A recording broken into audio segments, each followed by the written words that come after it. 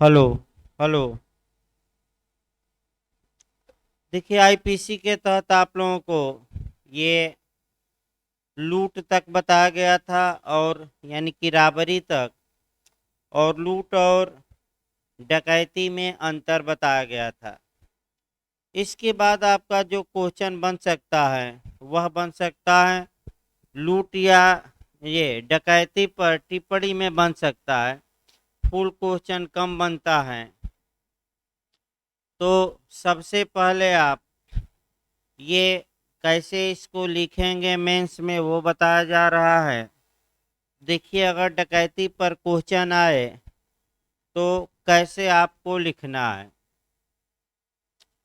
भारतीय दंड संहिता 1860 के अध्याय 17 में धारा 378 से लेकर 462 तक संपत्ति के विरुद्ध अपराधों का उल्लेख किया गया है, जिसमें सबसे गंभीरतम अपराध यानी कि सबसे सीरियस अपराध डकैती माना जाता है।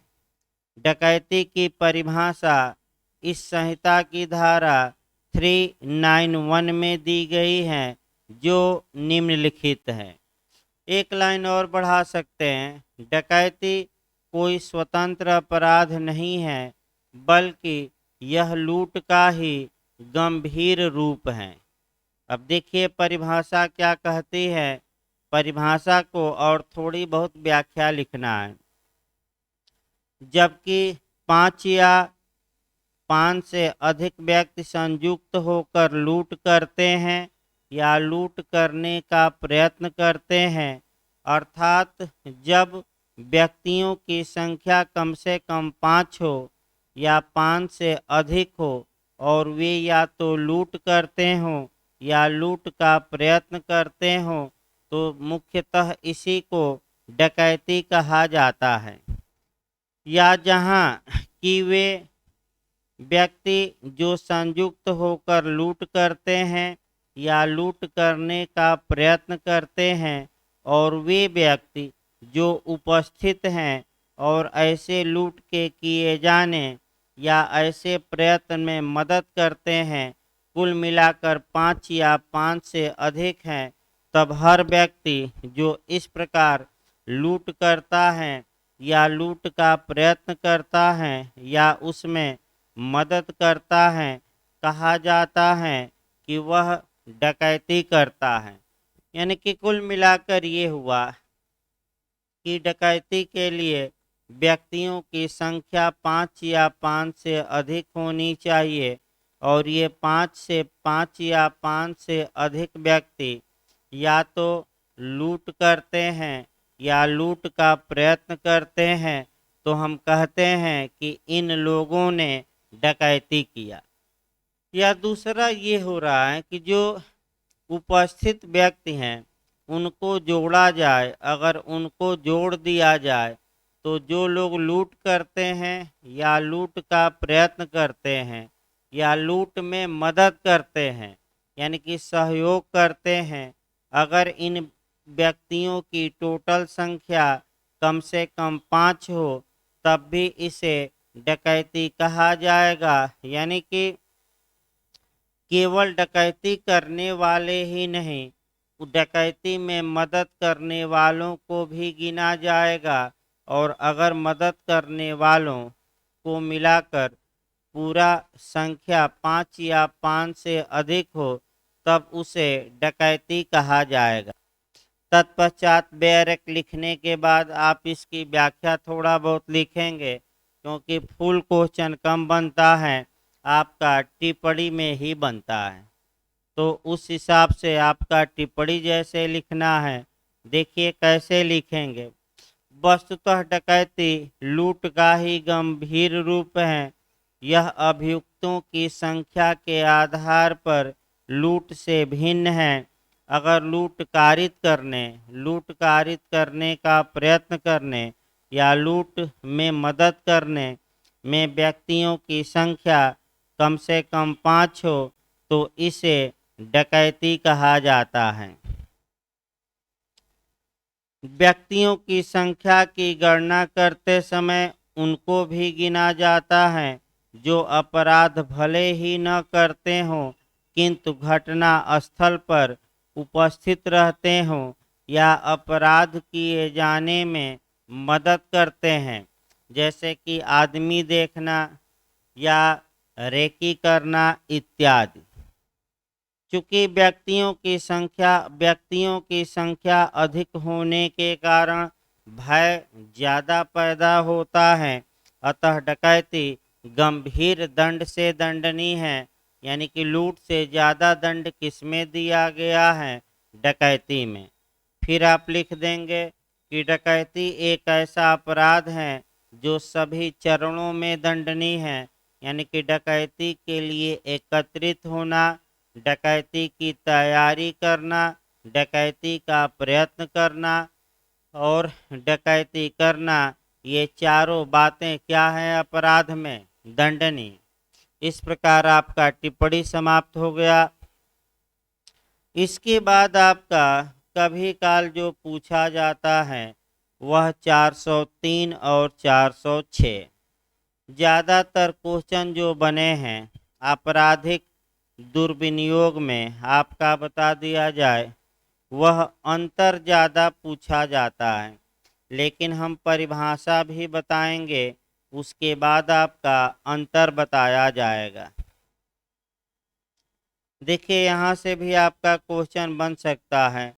क्वेश्चन का एक मॉडल बना लिया जाए और वह बन सकता है आईपीसी के सेक्शन 403 से।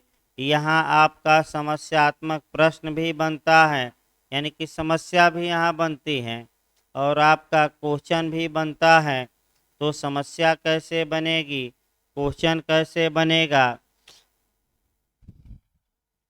देखिए आप criminal miss appropriation of property, यानी कि दुर्विनियोग को मिस एप्रोप्रिएशन कहा जाता है।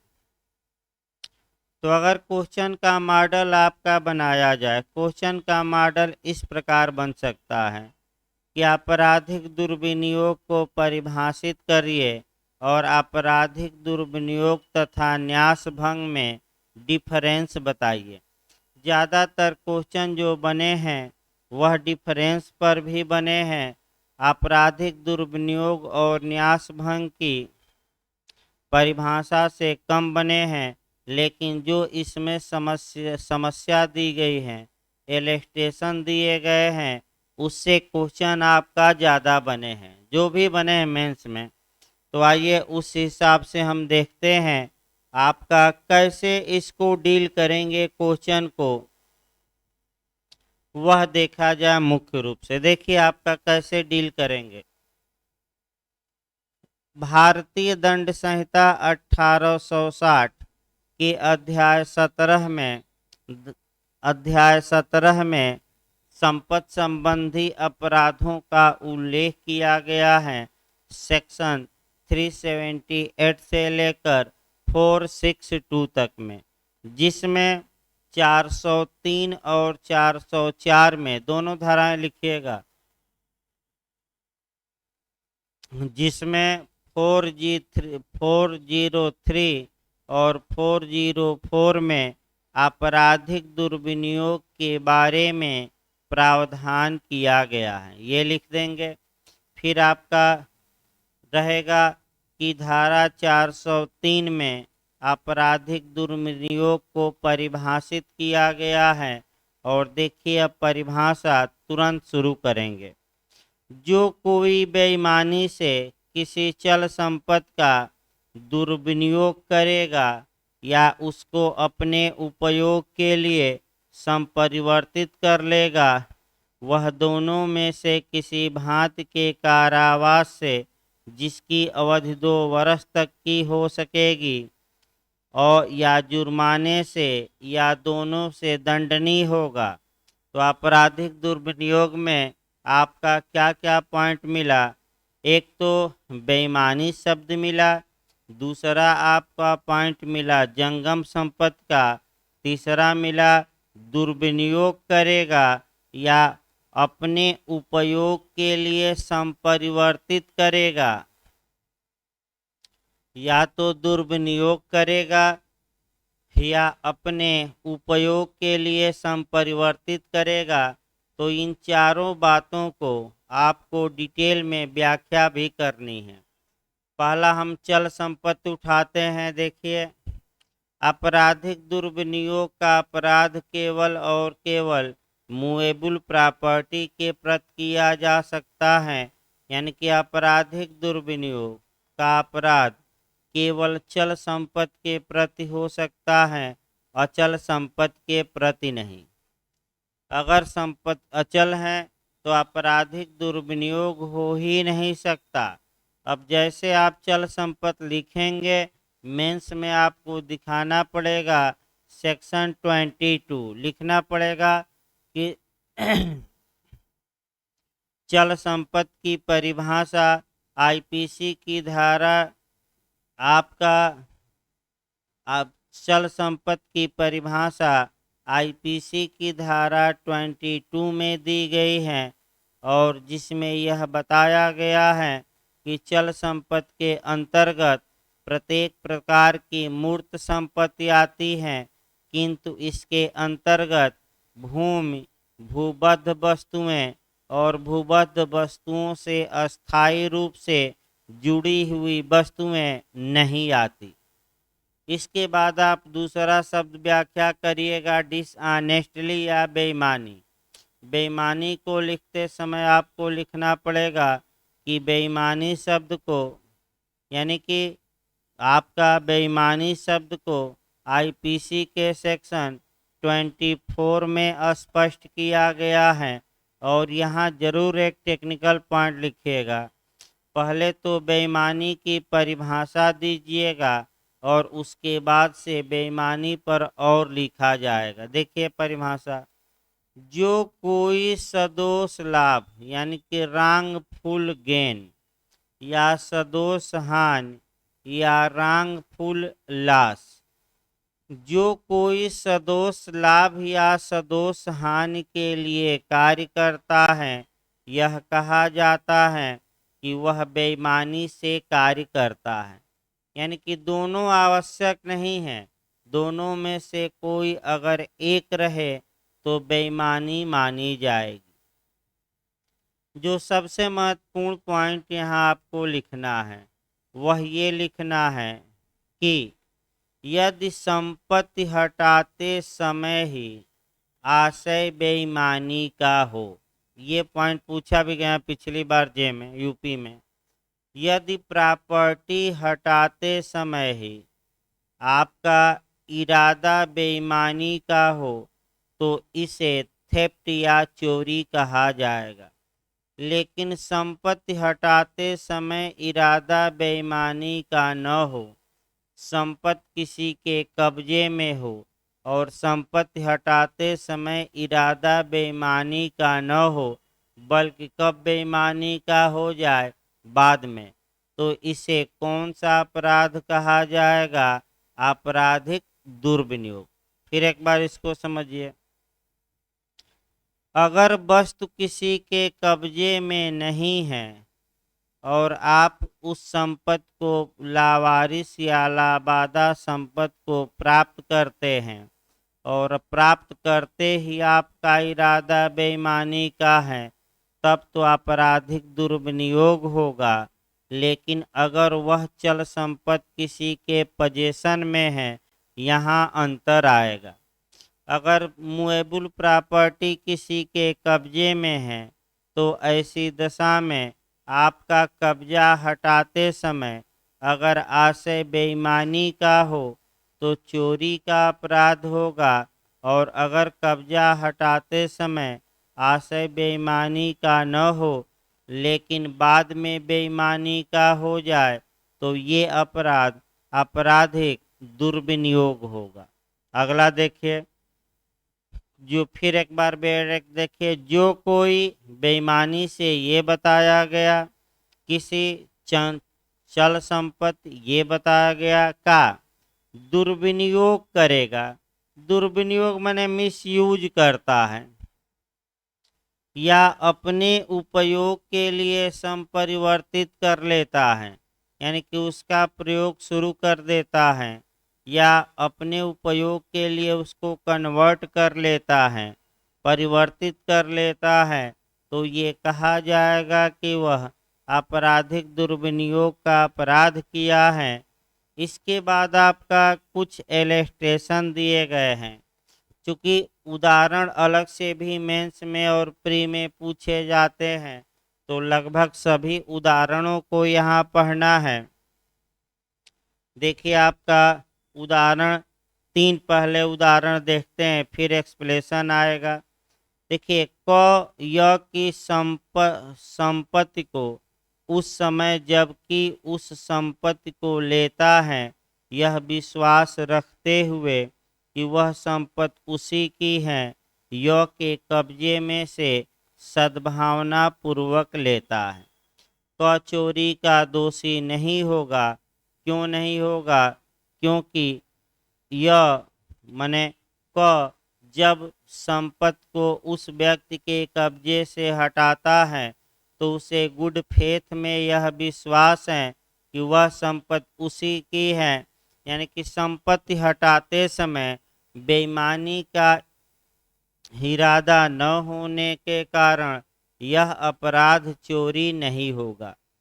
लेकिन क को बाद में यह पता लगता है कि यह संपत्ति उसकी नहीं है बल्कि य की है, तो उसका ऐसी दशा में अगर वह उस संपत्ति को रिटर्न नहीं करता, तो वह कौन सा अपराध कर बैठेगा?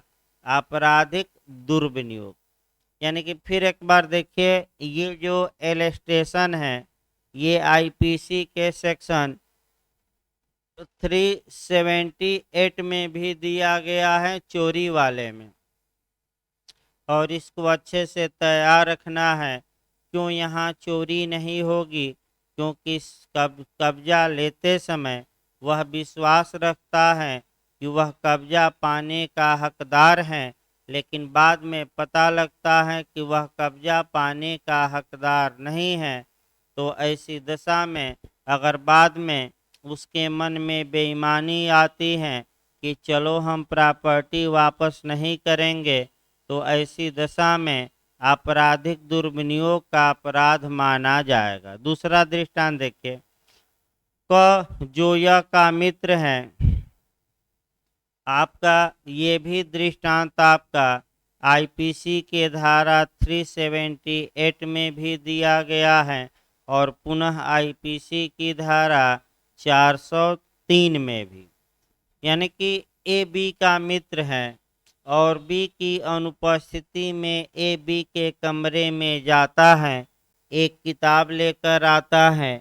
ए को सद्भावना पूर्वक विश्वास है कि बी की विवक्षित सम्मति है कि वह उसकी अनुपस्थिति में भी रूम में जाकर उसकी किताब लाएगा। मैंने ये कंसेंट बी ने दे रखी है।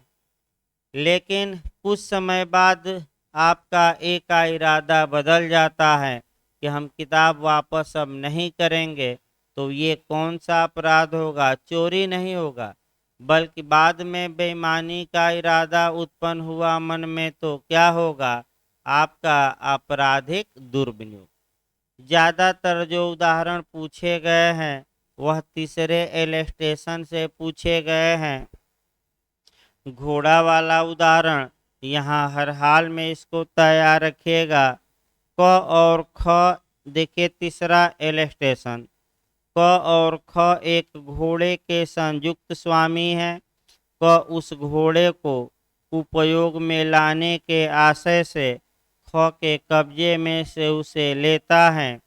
यहाँ चूंकि दोनों को घोड़े पर अधिकार है, दोनों को यूज करने का अधिकार है, और ऐसी दशा में क ने ख से वह घोड़ा प्रयोग करने के लिए लिया, तो क ने कोई अपराध नहीं किया, क्योंकि दोनों ज्वाइंट ओनर हैं और दोनों को भोग करने का क्या है? अधिकार।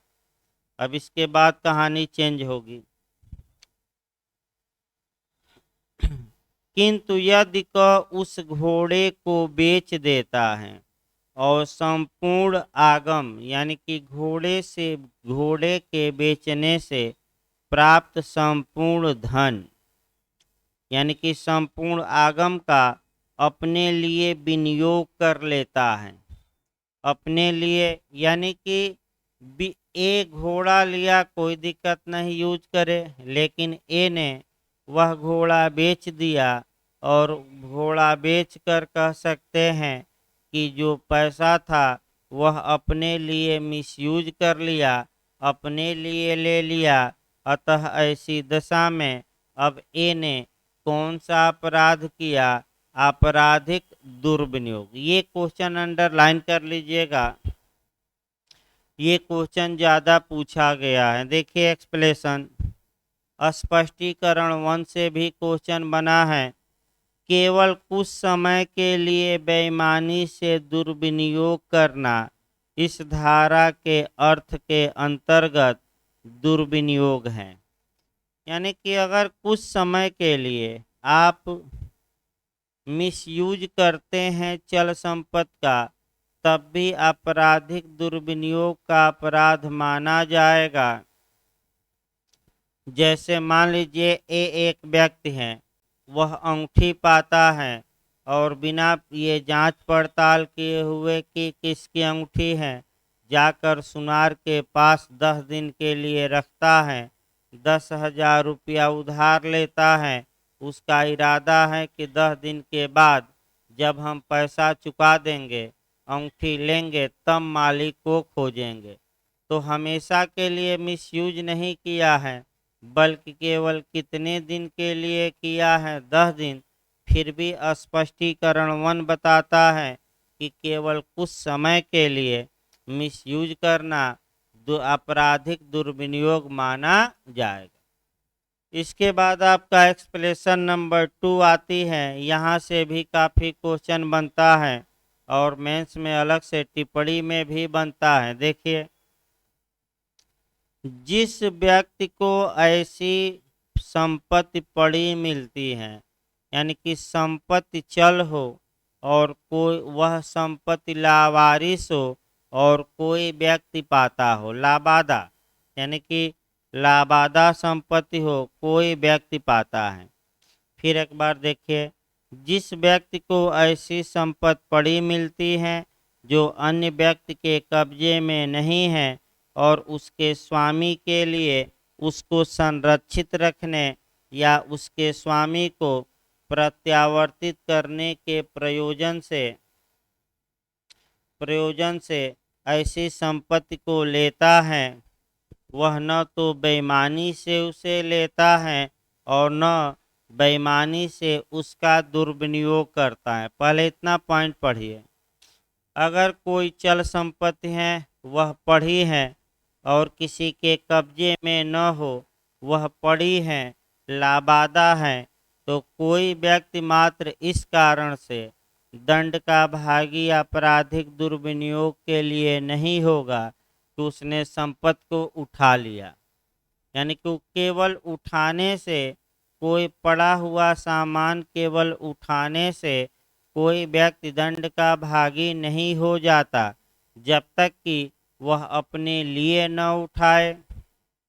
अगला देखिए, और किसी अपराध का दोषी नहीं, किंतु वह ऊपर परिभाषित अपराध का दोषी है यदि वह उसके स्वामी को जानते हुए या खोज निकालने का साधन रखते हुए अथवा उसके स्वामी को खोज निकालने और सूचना देने के युक्त साधन उपयोग में लाने और उसके स्वामी को उसकी मांग करने को समर्थ करने के लिए उस संपत्ति को युक्त समय तक रखने के पूर्व उसको अपने लिए विनियोजित कर लेता है।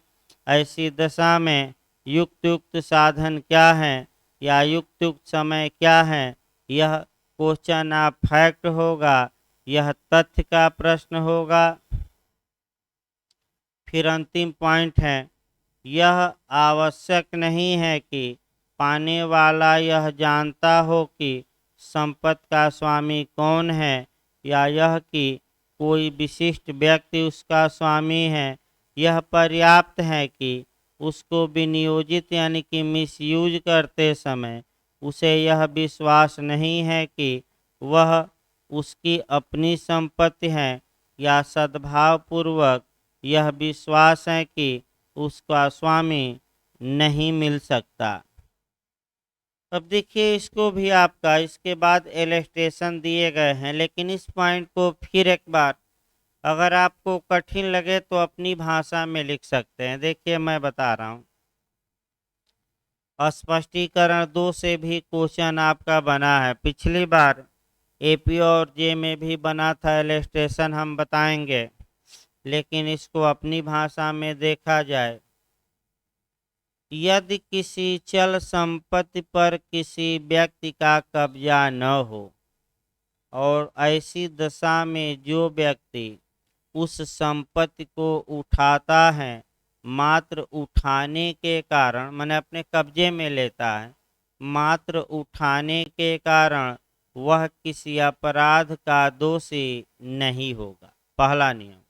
दूसरा नियम ये कहता है कि ऐसे व्यक्ति का यह कर्तव्य है कि वह उचित तरीके से युक्त युक्त साधन अपनाकर और युक्त युक्त समय तक ऐसे चल संपत्ति के स्वामी को खोजे, यानी कि खोजने का कर्तव्य है। अगर वह युक्त युक्त समय, युक्त युक्त समय और युक्त युक्त जो साधन है, ये क्वेश्चन आप फैक्ट होंगे, यानी कि यह किसका प्रश्न होगा, तथ्य का प्रश्न होगा। यानी कि क्या उचित साधन और जो ये उचित समय है ये किसका प्रश्न होगा, तथ्य का। अब क्या उचित साधन अपनाया या उचित समय तक खोजा, ये प्रत्येक मामले के तथ्य एवं परिस्थितियों पर निर्भर करेगा। यानी कि कुल मिलाकर ये कह सकते हैं कि जो व्यक्ति संपत्ति को उठाता है उसका ये कर्तव्य है कि वह स्वामी को खोजे, कर्तव्य है। और जब युक्त युक्त समय तक और युक्त युक्त आपका साधन अपना कर भी स्वामी न मिल पाए तब उसका प्रयोग करे, अलग है, लेकिन पहला कर्तव्य क्या है, वह स्वामी को खोजे। अब इसी को आपका दृष्टांतों में पिरोया गया है। पहला दृष्टांत खूब बनता है, यानी कि जो पहला इलस्ट्रेशन है ये भी ज़्यादा बना है। पहला इलस्ट्रेशन देखा जाए, क को राजमार्ग पर 1 रुपया पड़ा मिलता है। ये क्वेश्चन कई बार आ चुका है। क को राजमार्ग पर 1 रुपया पड़ा मिलता है, यह न जानते हुए कि वह रुपया किसका है, क उस रुपये को उठा लेता है। तो आपका एक्सप्लेनेशन नंबर 2 से कवर कराइए कि अगर कोई चल संपत्ति पड़ी हुई है और कोई व्यक्ति मात्र और मात्र उसे उठा लेता है तो क्या वह कोई अपराध किया कि नहीं किया, क्योंकि पड़ी हुई चल संपत्ति को मात्र उठाना अपराध नहीं है। ये आप अगर ऐसा है तो कहेगा अपराध नहीं किया। ये एक्सप्लेनेशन नंबर कहाँ से गवर्न होगा, 2 से। 2 है भाई। देखिए आगे इसके बाद दूसरा देखिए, दूसरा इलस्ट्रेशन देखिए, क को सड़क पर एक चिट्ठी पड़ी मिलती है जिसमें एक बैंक नोट है। उस चिट्ठी में दिए हुए निर्देश और विषय वस्तु से उसे ज्ञात हो जाता है कि वह नोट किसका है। वह उस नोट का विनियोग कर लेता है तो पूछा जाएगा कौन ने क्या कोई अपराध किया, और किया तो कौन किया, तो आपका जवाब रहेगा आपराधिक दुर्विनियोग। देखिए कैसे, बैंक नोट ये चल संपत्ति है, दूसरा किसी के कब्जे में नहीं है, तीसरा उठा लेता है, चौथा बैंक नोट के साथ जो पता इत्यादि दिया है उसके आधार पर उसे मालूम हो जाता है कि इस बैंक नोट का स्वामी कौन है, फिर भी वह संपत्ति स्वामी को नहीं देता, बल्कि क्या करता है, स्वयं उसका मिसयूज कर लेता है। अतः शुद्ध रूप से वह आपराधिक दुर्विनियोग के अपराध का दोषी होगा। अगला देखिए आपका दृष्टांत, चेक वाला देख लीजिएगा। हाँ, अगला डी दृष्टांत भी आता है।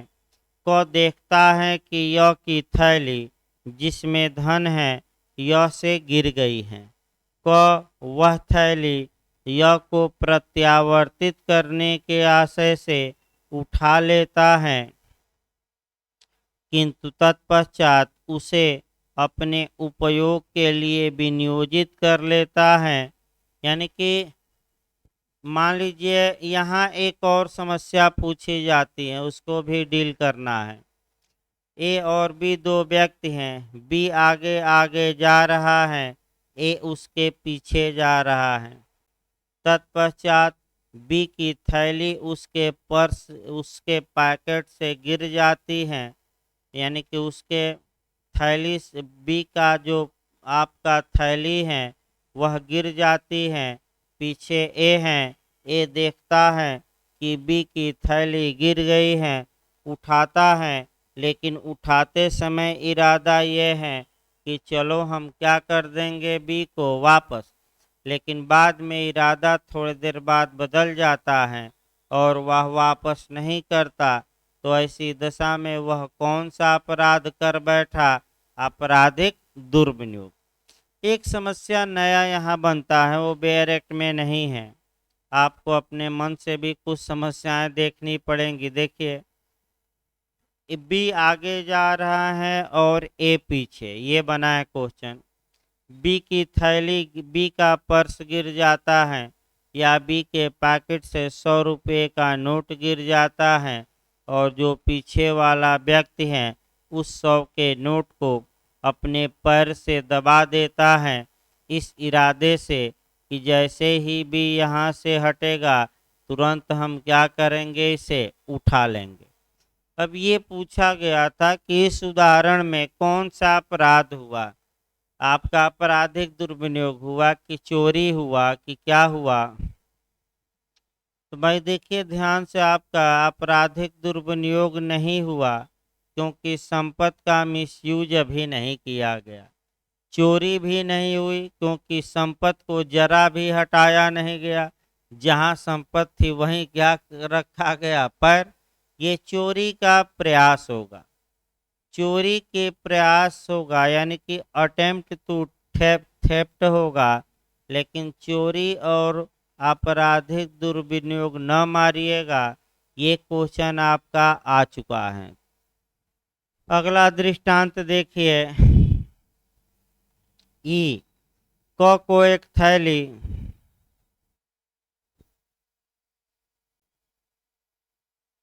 अगला दृष्टांत देखा जाए। क को एक थैली जिसमें धन है आपका पड़ी मिलती है, वह नहीं जानता कि वह किसकी है। उसके पश्चात उसे यह पता चल जाता है कि वह यह की है, लेकिन आपका कह सकते हैं वह यह को वापस नहीं करता, तो अपराध किया क्योंकि थैली मिल गई। एक और आपका क्वेश्चन बनता है और आपका लास्ट यानी कि पहला दृष्टांत और लास्ट दृष्टांत में एक शब्द का अंतर है। देखिए आपका पहला दृष्टांत और जो लास्ट दृष्टांत है, यहाँ अपने मन से भी समस्या बनाकर आयोग पूछता है। 2-3 समस्याएं अच्छे से डील करिएगा। देखिए मैं बता रहा हूँ एकदम शुरुआती दौर से। पहली समस्या ये बनता है कि एक चल संपत्ति है, माने नोट ही मान लीजिए, वह लावारिस है, यानी किसी के कब्जे में नहीं है। ए उस नोट को उठा लेता है। तो फिर मैं बता दूं, स्पष्टीकरण 2 बताता है कि केवल लाबादा या लावारिस या बिना दावे की चल संपत्ति को उठाने मात्र से कोई अपराध नहीं होगा। अब इसी में एक लाइन बस एक शब्द बढ़ा देता है पुछल्ला, अपने लिए उठा लेता है। अपने लिए उठा लेता है मतलब कि स्वयं के लिए, ये नहीं कहा गया कि मालिक को खोजेगा। अपने लिए मतलब कि अपने क्या प्रयोग के लिए। तब आप कौन सा अपराध करा देंगे? आपराधिक दुर्विनियोग। ये क्वेश्चन अच्छे से तैयार रखिए। हर एक चीज भाई किताब में नहीं मिलता, आपको अलग से भी पढ़ना रहता है। फिर मैं बता दूं, इसके बाद एक अंगूठी वाला उदाहरण मिलता है। ये रास्ते से जा रहा था एक अंगूठी गिरी पड़ी थी, वह उठा लेता है और बिना मालिक को खोजे उसका विनियोग कर लेता है। तो ऐसी दशा में आपका एक्सप्लेनेशन नंबर 2 ये बताता है कि जब आप कोई लाबादा संपत्ति पाते हैं तो युक्त युक्त साधन और समय लगाकर किसको खोजिए? मालिक को। और अगर आपने बिना मालिक को खोजे उसका मिसयूज कर लिया है तो आपने कौन सा अपराध कर बैठा आपने? तो वह अपराध होगा आपराधिक दुर्विनियोग। यानी एक में नहीं है केवल अपराध, अपने लिए आ जाए तो आपराधिक दुर्विनियोग। अंगूठी का उदाहरण, तमाम उदाहरण पूछे जाते हैं अलग से, इसमें सतर्क रहना है। आइए आपका आगे देखा जाए आपराधिक न्यास भंग। आपराधिक न्यास भंग से भी कम क्वेश्चन बना है, अंतर ज्यादा बना है। क्रिमिनल ब्रीच ऑफ ट्रस्ट, इसको कहते हैं गबन, गबन भी कहा जाता है, या अमानत में खयानत डालना। अमानत में खयानत, या इसको आसान भाषा में गबन कहा जाता है, गबन कर दिया। गबन का सामान्य अर्थ समझिए। गबन का मतलब ये हुआ, हाँ, आपराधिक न्यास भंग चल और अचल दोनों संपत्ति के प्रति हो सकता है। गबन का अर्थ समझिए, इसका मतलब ये हुआ कि अगर यानी कि विश्वासघात ये कहा जा सकता है। एक व्यक्ति ने कोई चल या अचल संपत्ति दूसरे व्यक्ति को विश्वास पर दी कि यह सुरक्षित रखेगा, न्यस्त की, ट्रस्ट किया, विश्वास किया, और दूसरा व्यक्ति उस चल या अचल संपत्ति को दुर्विनियोग किया, यानी कि इसका मतलब मिसयूज कर लिया, तो ऐसी दशा में यह अपराध ही आपराधिक न्यास भंग का अपराध होगा। जैसे आपने बैंक में पैसा जमा किया और बैंक वाले आपका पैसा लेकर भाग गए, तो बैंक वालों ने कौन सा अपराध किया? आपके विश्वास को भंग किया। तो कौन सा अपराध किया? आपराधिक न्यास भंग। जैसे कि प्रधान जी हैं, प्रधानों को सरकार ने पैसा दिया और पैसा इसलिए दिया कि यह गांव का विकास कराएंगे। प्रधान जी गबन कर गए और गबन करके स्वयं विकास कर लिए। क्यों विकास कर लिए? क्योंकि उस प्रधान जी का मानना था कि हमारा विकास हो गया तो पूरे गांव का क्या हो गया? विकास।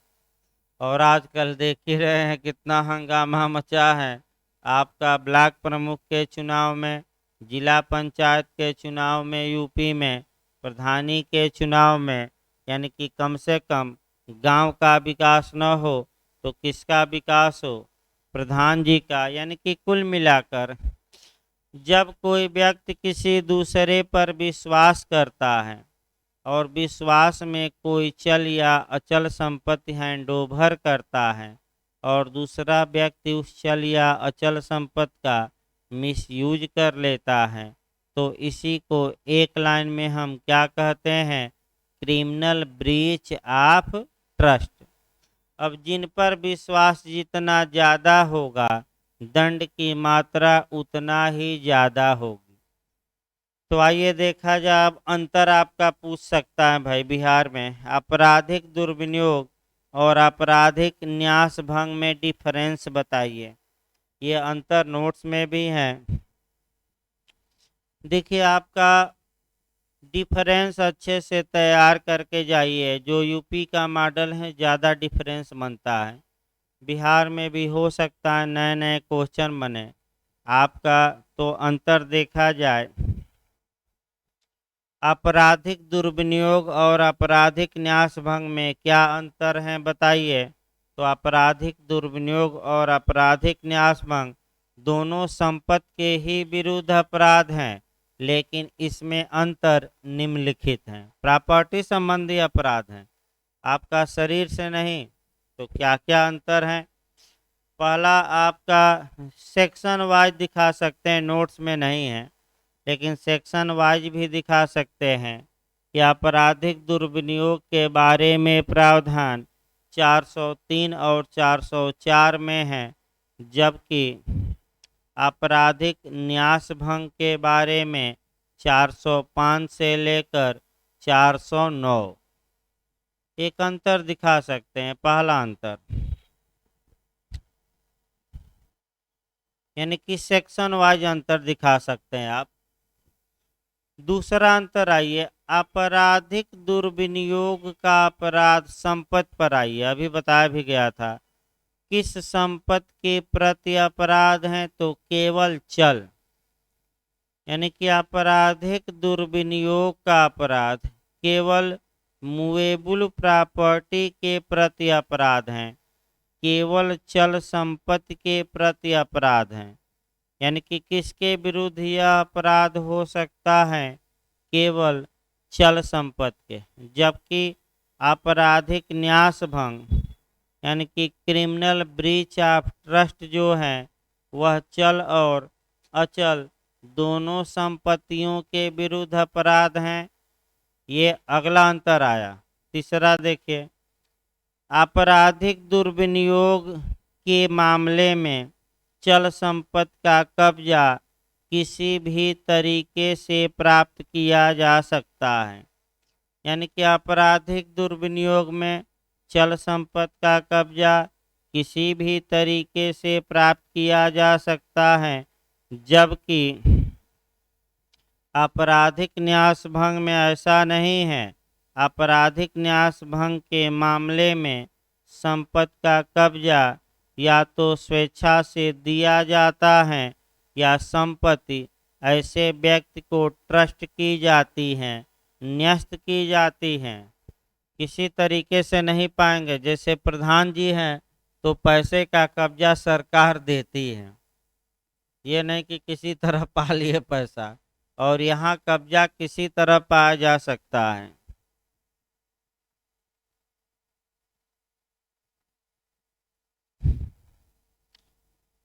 तो अगला अंतर देखा जाए, आपराधिक दुर्विनियोग के मामले में पक्षकारों के बीच कोई संविदात्मक संबंध नहीं होता, यानी कि कोई कॉन्ट्रेक्चुअल रिलेशन नहीं होता।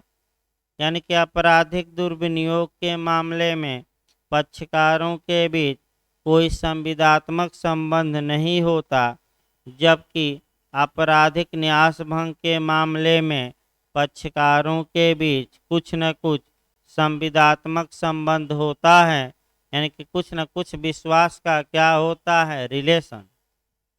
अगला अंतर देखिए, पड़ी हुई संपत्ति को प्राप्त करके उसका दुर्विनियोग करना यह आपराधिक दुर्विनियोग होगा, जबकि आपराधिक न्यास भंग कभी भी पड़ी हुई संपत्ति का नहीं होगा।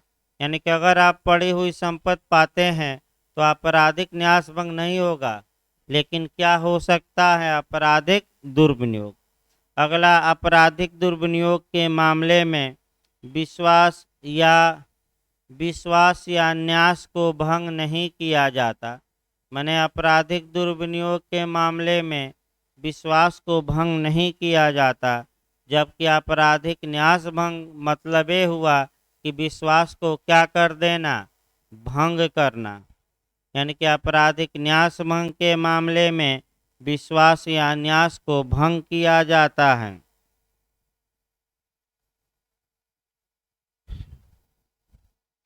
अगला अंतर देखिए, आपराधिक दुर्विनियोग के मामले में संपत्ति अपराधी के कब्जे में आकस्मिक रूप से, दुर्घटनावश या अन्य किसी प्रकार से आती हैं और उसके द्वारा उस संपत्ति का दुरुपयोग किया जाता है, जबकि आपराधिक न्यासभंग के मामले में संपत्ति अपराधी को विधिपूर्ण ढंग से ही प्राप्त होती है या उसे बेईमानी के आशय से उपयोग करता है। यानी कि विधिपूर्ण ढंग से ही संपत्ति प्राप्त हुई, लेकिन कैसे यूज किया, वह बेईमानी के आशय से। आपका परिभाषा बता ही दी गई है। इसके बाद लास्ट अंतर बताया जाए। आपराधिक दुर्विनियोग का अपराध एक साधारण अपराध होने के कारण कम दंड से दंडनीय है। यानी कि आपराधिक दुर्विनियोग में दंड की मात्रा क्या है, कम है, जबकि आपराधिक न्यास भंग में चूंकि विश्वास को ब्रीच किया जाता है, ट्रस्ट को क्या किया जा रहा है, ब्रीच, अतः यह एक गंभीर अपराध है और अधिक दंड से दंडनीय है। ये आ सकता है क्वेश्चन, इसको भी अच्छे से याद करके जाना है। इसके बाद आपका क्वेश्चन जो बन सकता है, आपका 410 हो सकता है, टिप्पणी में पूछ ले, आप घर से भी देखेंगे 410 स्टोलन प्रॉपर्टी अगर पूछ ले तो। इसके बाद आपका गृह अत्याचार इत्यादि से पूछा जाता है। इसमें जो गृह अत्याचार इत्यादि से क्वेश्चन बनता है, मुख्य रूप से वह गृह भेदन से बनता है, हाउस ब्रेक। तो गृह भेदन आपका 445 आईपीसी में परिभाषित है, 445 में 6 प्रकार से किया जा सकता है और आगे वही आपका बताया जाएगा। धन्यवाद।